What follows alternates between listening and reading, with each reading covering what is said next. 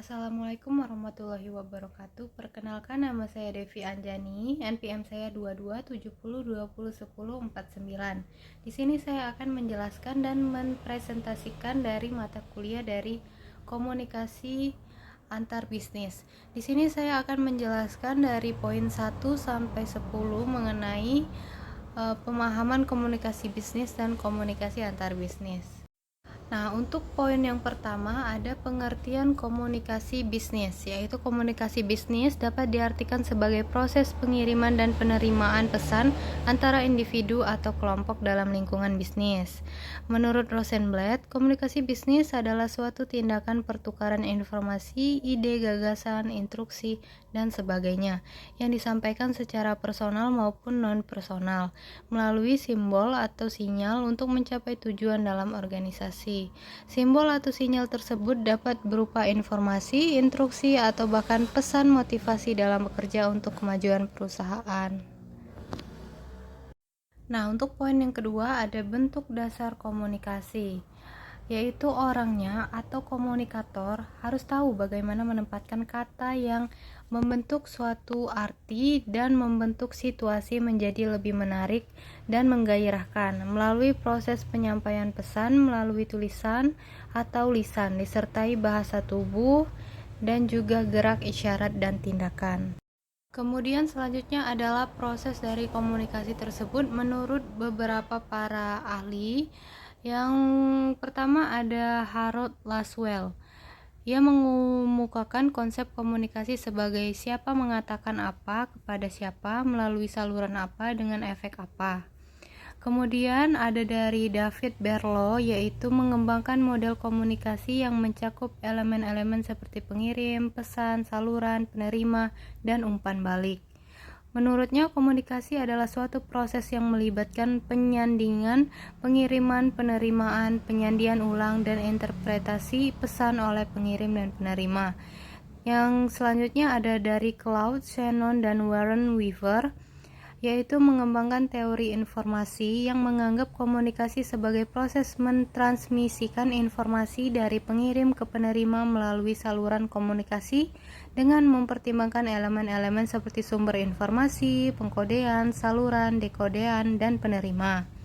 Yang terakhir ada dari Michel Bourgon, yaitu komunikasi interpersonal. Menurutnya, komunikasi adalah proses sosial yang melibatkan pertukaran pesan antara individu atau kelompok dengan tujuan mencapai pemahaman atau pengaruh.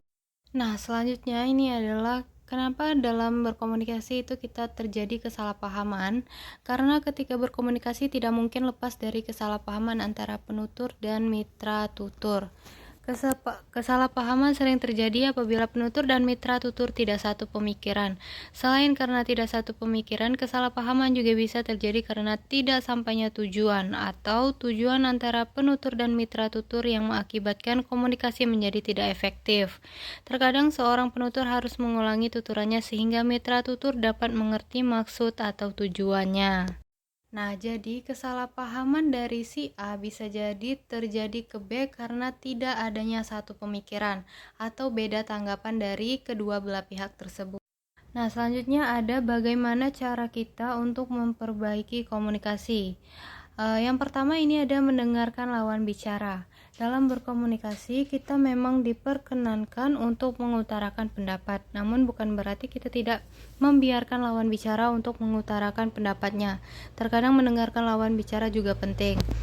Nah, jadi kita harus mendengarkan lawan bicara kita itu mengobrol tentang apa. Jadi kita harus mendengarkan tanpa kita memotong terlebih dahulu. Nah, yang kedua, ini ada mengajukan pertanyaan, yaitu komunikasi yang efektif juga memerlukan tanggapan dari pihak lain.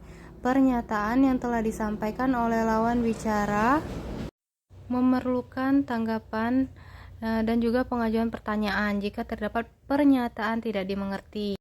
Selanjutnya di nomor 3 adalah memberikan informasi dengan jelas.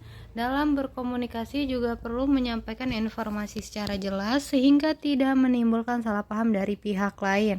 Penjelasan informasi dengan jelas dan akurat tentunya akan membuat lawan bicara memahami apa yang dimaksud dari yang ingin kita sampaikan. Kemudian di nomor 4 ada mengombinasikan komunikasi verbal dan nonverbal, yaitu komunikasi yang efektif juga membutuhkan komunikasi verbal dan nonverbal di saat bersamaan.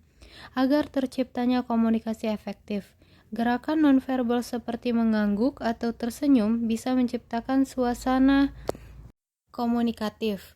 Ditambah lagi gerakan verbal, yaitu melalui penyampaian informasi atau tanggapan secara jelas yang Anda berikan kepada lawan bicara.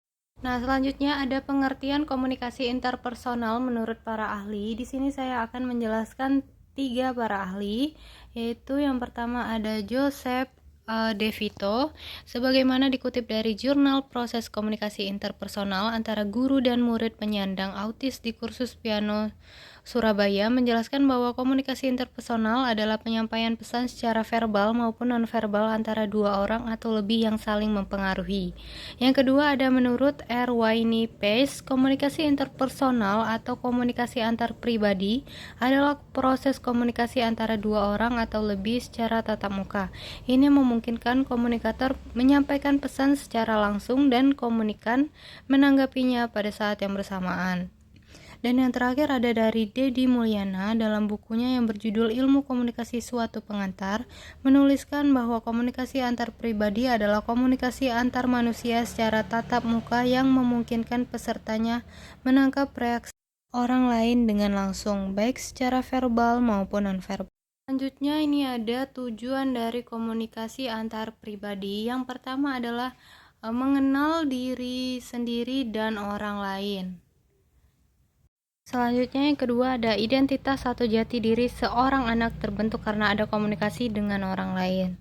Yang ketiga, dalam memahami realitas lingkungan sosial di sekelilingnya serta menguji kebenaran kesan-kesan dan pemahaman yang dimilikinya tentang lingkungan sekitar. Seorang anak perlu membandingkan dengan kesan-kesan dan pemahaman orang lain tentang suatu realitas. Dan yang keempat adalah kesehatan mental sebagian besar orang ditentukan oleh kualitas komunikasi atau hubungannya dengan orang lain. Terlebih seorang guru yang sangat berpengaruh bagi perkembangan siswanya. Baiklah, itu saja materi yang bisa saya sampaikan pada hari ini. Jika ada salah, saya mohon maaf. Terima kasih. Wassalamualaikum warahmatullahi wabarakatuh.